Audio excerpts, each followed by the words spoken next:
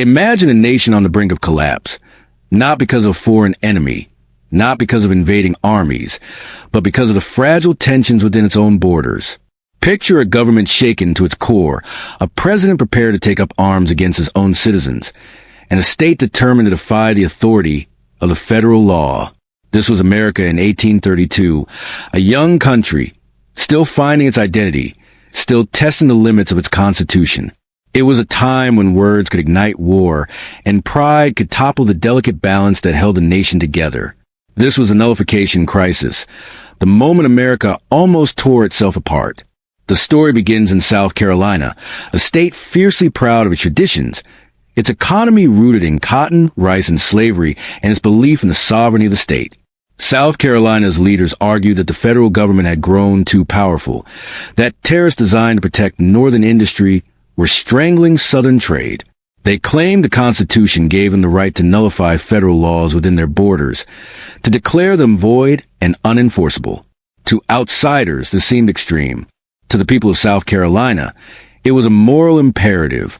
Their economy, their society, their very way of life, they believed, was under threat. At the same time, the nation had a president who would not back down.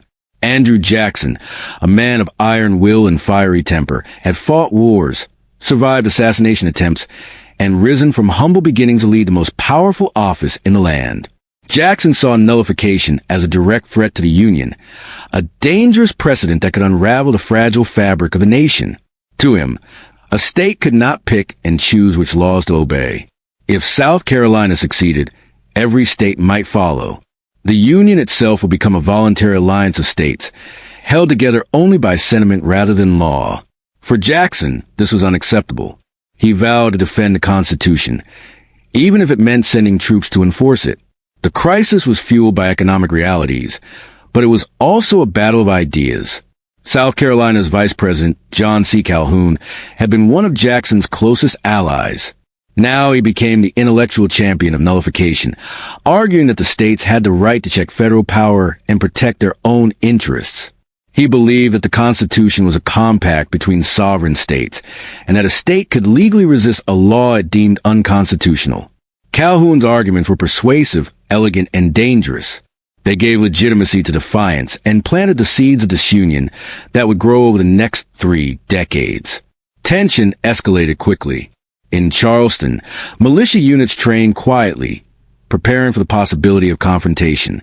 In Washington, Jackson drafted the force bill, authorizing him to use military power to enforce federal law. The nation watched, holding its breath. Newspapers from New York to New Orleans printed fiery editorials. Families debated the crisis at dinner tables. Merchants worried about trade disruption. Farmers feared violence.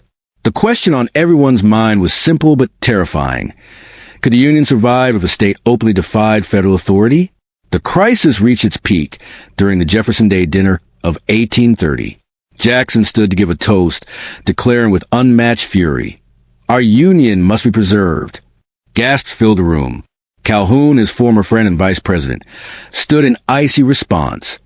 "The Union next to our liberty, most dear." The room froze. Two visions of America, two men who had once walked side by side, now stood on opposite sides of a moral and political battlefield. It was not just a disagreement over policy. It was a clash of principles that would define the nation's future.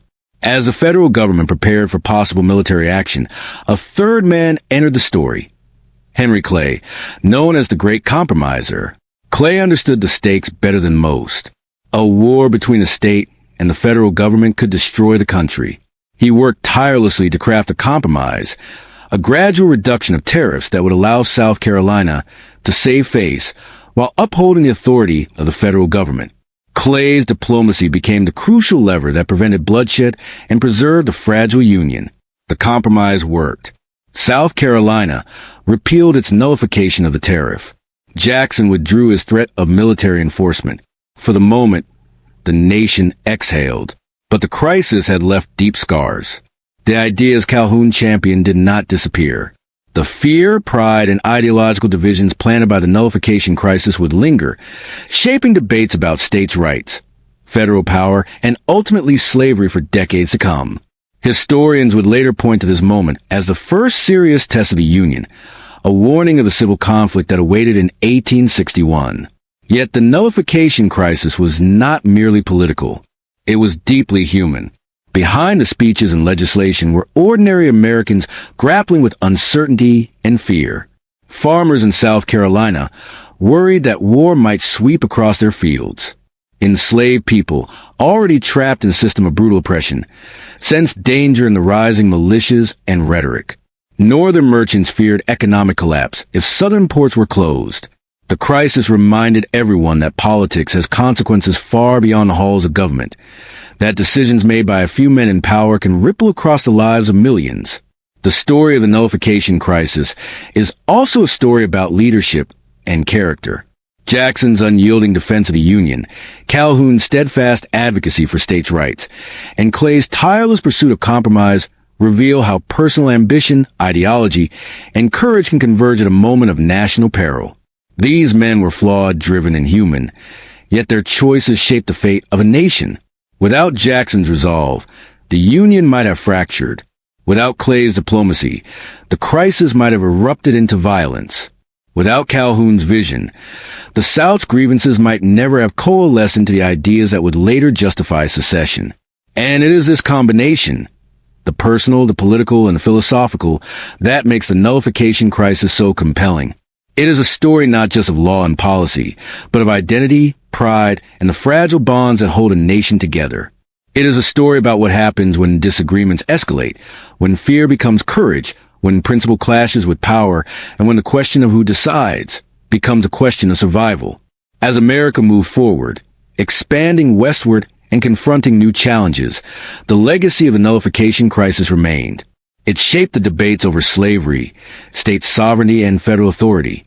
It provided a blueprint for resistance, a warning of what could happen when pride and principle collide.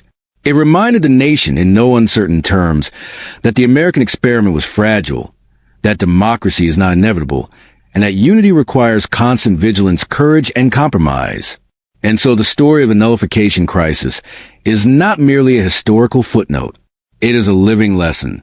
It reminds us that the survival of a nation depends on the delicate balance of power, the strength of leadership, and the willingness of people to listen, negotiate, and sometimes yield. It is a reminder that even in a country built on laws and ideals, human passion can bring it to the brink of destruction.